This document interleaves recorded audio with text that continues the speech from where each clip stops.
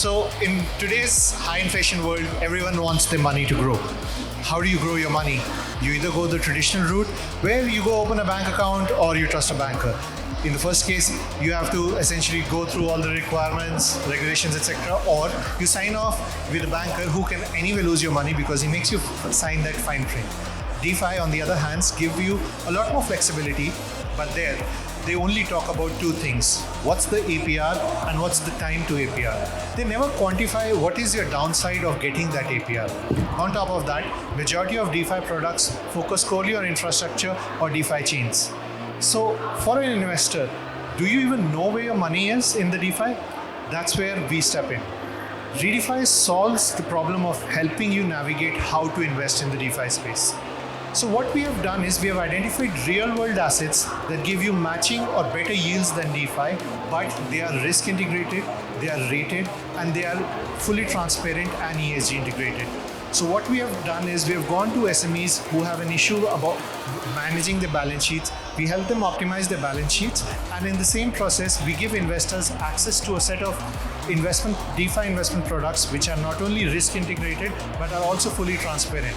So we are talking about 30, 60, 90-day receivables from these corporates, which are then tokenized and distributed through the DeFi chain. These assets are rated. We are also talking to the external rating agencies like Moody's and S&P to actually rate these products. On top of that, there is an ESG-based integration into it to identify, because ESG is becoming a regulation soon in almost every Asian jurisdiction and global jurisdiction. So not only the companies benefit from it, but as an investor, you also know whether the product you are investing in is ESG integrated or risk integrated or not. Now, I'm not here to take custody of your funds. Your funds stay with a licensed, insured custodian. I am here to tell you which funds are rated at what level, what is their score, what is the rating according to an external rating agency versus what is the regulatory clearance of that. Now, just imagine, just like a DeFi pool, you are able to see what kind of APR you get, but in addition, you're also able to see what is the rating, whether it's an ESG integrated or not. Not only that, you will know where your money is going, which company, which project, what is their history, what is their actual credit rating according to an external as well as an internal agency. And last but not the least, you'll be benchmarked against your jurisdiction's traditional financial asset or DeFi assets, depending on what you want to do. Now, you must be thinking, why are we doing this? We are doing this because it's such a big hole that it's mind-boggling. As of today, the SME financing gap is roughly $5.4 trillion according to BCG. Similarly, the Fintech lending space is already nearly $1 trillion this year and projected to reach $3 trillion in the next 5 years. So this is the market which is right now untapped, unserviced. No bank, no financial institution is actually doing this. It's being run through short-term bridging loans day in, day out. No, so we know that what the problem is, how we are solving it, but how will we make money? Our money-making philosophy is very simple. We are a fully transparent thing. So right now in Thailand, a lot of companies pay 30% annualized short-term financing cost. So roughly 2 to 2.5% per month. Now we are going to those companies and saying we are reducing it for you by 5-7%. We're going to an investor and saying, here is a AAA minus rated product where you can make 15 to 20%. We are also telling them we are making the remaining 3 to 5%. So essentially, we get market beating yields, but at the same time, both you, investor, and the company, everyone knows how much the platform is making. Now, this is like we were talking trillions. We are not being servicing trillions from day one. So we're going to start with the place which is the most inefficient, which is ESG. So according to McKinsey, 70% of ESG funding is non-existent. What happens is these companies get government contracts and then every 30-60 days they borrow loans to deliver those contracts. So this is the market that we'll be focusing more. And in order to start with this market, we have partnered with India's leading solar aggregator. So India as a country declared that they're going to invest into the solar industry for roughly $300 billion in the next 5 years. So we've already partnered with one of India's leading solar aggregator, and they have agreed to make RiDiFi the core ecosystem for that. So essentially we are not only working as an aggregator, but also the risk management and DeFi integration too. So for the first 12 months of our project going live, we will be procuring $100 billion worth of receivables, and in the next 1 year, $1 billion worth of receivables through this solar aggregator. Now, how are we different? We are the only ones who are doing 30, 60, Time's up. 90-day receivables compared to the others. Hello? Yeah. Can you hear me? Sure. Yeah, so I just wanted to understand the Web3 aspect of this. Like, are you guys going to be using a token?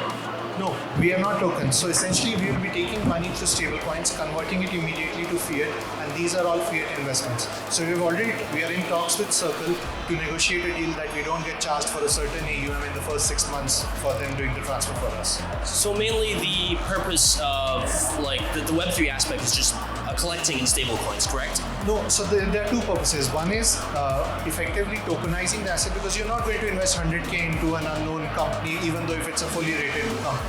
But you will invest 1,000 if you're getting 2% per month. Second, we are essentially removing the border regulatory issue, because if it's DeFi, as long as you're not from a restricted jurisdiction, you can invest anywhere in any company in the world. So that's the reason why we're doing it via DeFi rather than the traditional routes. Thank you.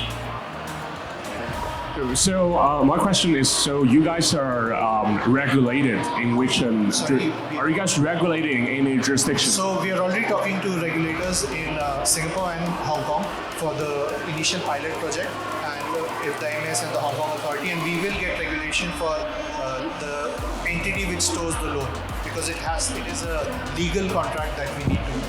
So okay, yeah, because we all know that a regulated asset issuance will be pretty costly, especially if you're doing that in Singapore or Hong Kong or any of the traditional financial hubs, right? So what will be the competitive advantages of doing the asset issuance on your platform, which is basically you call that the DeFi, right? Against the traditional kind of like asset issuance methodology. First, we are not issuing assets, we are taking receivables. Now receivables, say for example, this organizer of this show, they went and said they're going to organize something. Now what they did was, they were promised receivables by even the tech investment show and everyone who was supposed to give them payment for holding a booth here. Now they went to the bank and said, okay, I have these receivables, I want money, let's say 90% of the money. So the bank gives it to them at roughly 2.5% per month.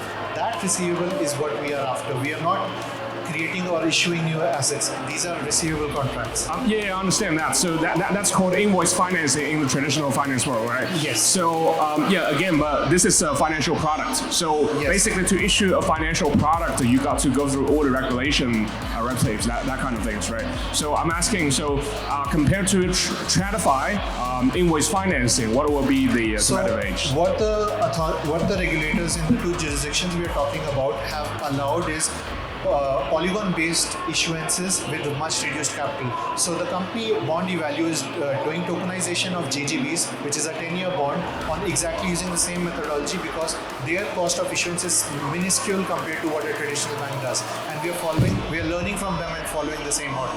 All right. Still not clear why Web3 or blockchain is needed for this. Like, couldn't this be done with traditional fintechs? You cannot do it in traditional fintechs for two things. If you are taking investment using traditional means, you need to get those regulatory approvals for getting foreign investments. But when you're doing it via DeFi, because it's a KYC verified and the government is allowing you to take investments irrespective of where they are originating, that is one. Second is, tokenization is not practically possible in the fintech space unless, like he said, you issue those kind of securities, which is a very costly process. So you cannot do it using the traditional fintech infrastructure. No, but here you're investing in a solar farm in India. So I'm not investing. where are you investing? You are essentially investing in a company who has a government contract of providing the solar farm. So they have a receivable from the government. So you are getting that note that the government is going to pay the company to that. So indirectly, you are investing in the government of that country. Directly, yes, your bearer is the person providing the solar panel to that particular government entity. Can you talk a bit about the transparency here? Sure. So, I mean, like for instance, the receivables, is that done on chain or is that done off chain? How does the transparency? So to start with, we are not doing on-chain receivables for the fact that The rating agencies we are talking to don't rate on-chain receivables. So they're traditional financial products which can be rated. So right now, most of the rating agencies are looking to expand because they've been doing longer-term assets for ages. They are also looking to get into short-term markets, which is why they're interested in a potential collaboration with us. So it will be traditional short-term assets.